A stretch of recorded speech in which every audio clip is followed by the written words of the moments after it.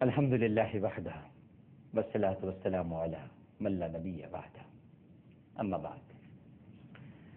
کیو ٹیلی vision دیکھنے والے تمام ہی ناظرین کو پوری دنیا میں جہاں جہاں ہماری اس وقت یہ ٹرانسمیشن دیکھی جا رہی ہے، عامر لیاقت حسین کا پرخلوص السلام علیکم۔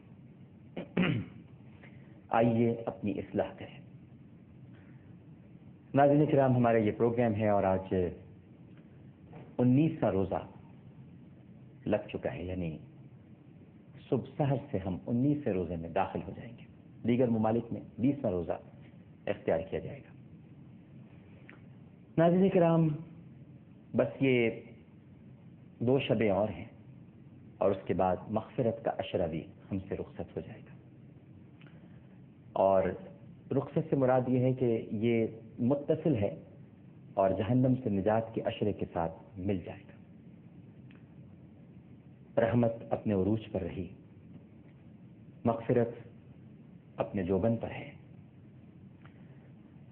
لیکن ہمیں اپنے گریبانوں کا جائزہ لینا چاہیے کہ کیا ہم نے رحمت اور مغفرت کے اس عشرے میں جو عبادات کے تقاضے تھے، جس طرح ہمیں اللہ سبحانہ و تعالیٰ کے حضور اپنی عاجزی اور اپنے نہ ہونے سے مراد یہ ہے ناظرین کرام کہ جو ہمارے اندر میں ہوتی ہے، جس کو ہم پھوپھا کہتے ہیں، بڑی طاقت ہے، بڑی جاہ و حشمت ہے، تعلقات ہیں، یہ جو میں ہمارے اندر ہوتی ہے، کیا ہم نے اسے ختم کیا؟ آج 19 رمضان المبارک کی طرف بڑھتے ہوئے ہم سب کو اپنا جائزہ لینے کی ضرورت ہے۔ یہ بڑا اہم عشرہ ہے ناظرین کرام، مغفرت کا عشرہ۔ علماء کرام بیان کرتے ہیں، مفسرین لکھتے ہیں، اہل عرفان کئی کتابیں لکھ چکے، بڑے بڑے بزرگ اولیاء کرام، قطب، ابدال ان دنوں میں اپنے آپ کو دنیا سے کاٹ لیتے تھے ناظرین کرام۔ دنیا تو ہے نا، دیکھیے آپ، دنیا تو اس مہینے کے بعد بھی ہے، اس مہینے میں بھی ہے، لیکن اللہ سے لو لگانا، اس سے مغفرت طلب کرنا، اس کی بارگاہ میں صرف اور صرف عجز و نیاز کے ساتھ اپنے گناہوں کو پیش کر کے اس سے یہ دعا مانگنا کہ اے مالک، تیرے سوا ہم مغفرت مانگیں تو پھر کس سے مانگیں؟ تو ہی تو ہمیں دینے والا ہے، تو ہی سب کی مرادیں پوری کرنے والا ہے، جھولیاں بھرنے والا ہے۔ لیکن کیا ہوتا ہے ناظرین کرام کہ ان دنوں میں جہاں پر عبادات اپنی جگہ پر ہیں، لیکن کچھ برائیاں ایسی ہیں جنہیں ترک کر دینا بہت ضروری ہے، خاص طور پر رمضان المبارک میں۔ لیکن مشاہدے میں یہ بات آئی ہے کہ ہم انہی برائیوں کو زیادہ اختیار کرتے ہیں۔ مثال کے طور پر سحر اور افطار کا وقت جب انسان انتظار کر رہا ہوتا ہے، سحری ختم ہو گئی، وقت ختم ہوا، اب سونے کے لیے لیٹ رہے، لیکن لیٹنے سے پہلے یا جاگ رہا ہے تو ہم دیکھتے ہیں کہ نائٹ میچز ہو رہے ہیں، کرکٹ میچز شروع ہو گئے ہیں، لوگ سڑکوں پہ نکل آتے ہیں، ساری ہو گئی، چلو تھوڑا بہت 2-4 گھنٹے ہیں، آئیے میچز کھیلتے ہیں۔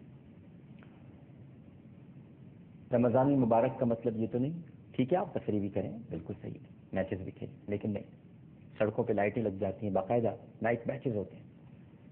اور پھر اس کے بعد افطار کے وقت جہاں ہوٹلز میں یا مختلف گھروں میں افطار پارٹیاں ہوتی ہیں، لوگوں کو بلایا جاتا ہے، تو اس دوران غیبت کا سلسلہ عروج پر ہوتا ہے، فلاں آیا نہیں آیا، دیکھو ہم نے تو بلایا تھا وہ نہیں آیا، دیکھیے جی یہ تو ہمارے ساتھ ایسا سلوک کرتے ہیں، ہم تو بڑی محبت کرتے ہیں، ہم نے تو بڑے پیار سے بلایا تھا، اب آئندہ نہیں بلائیں گے انہیں۔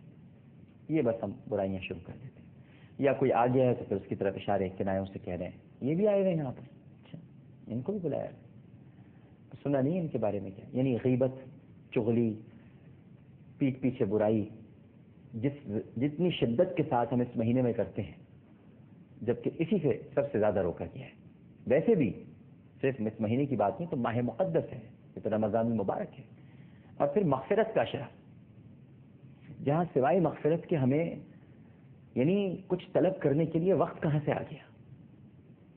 پھر دنیا داری اپنے عروج پر ہوتی ہے. چلیے دنیا داری بھی ٹھیک ہے کسی حد تک، لیکن دنیا پرستی ہو جاتی ہے.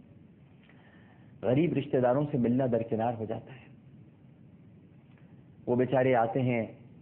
ظاہر ہے میں نے ناظرین کرام جو بھی بات آپ سے کہہ رہا ہوں، اور یہ میں نے بڑے مشاہدے میں دیکھی ہے بات کہ غریب رشتہ دار آتے ہیں تو بہت سر جھکا کے، بہت چپ چاپ آ کر ان دنوں میں چپ گھر میں آ کر بیٹھ جاتے ہیں کسی کونے میں، کیونکہ پورا سال وہ نہیں آتے. اور جیسے ہی وہ آتے ہیں تو اندر سے بیگم صاحبہ اپنے شوہر سے کہتی ہیں وہ آ گئی ہیں تمہارے فنا دور کی رشتہ دار، زکوٰۃ کے لیے آئی ہوں گی.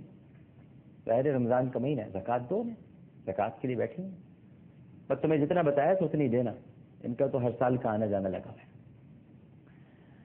یہ وہ تو سنتی نہیں ہوں گی، لیکن اور کوئی سنتا نہیں ہوگا، لیکن اللہ تو دیکھ رہا ہے نا، اللہ تو سن رہا ہے.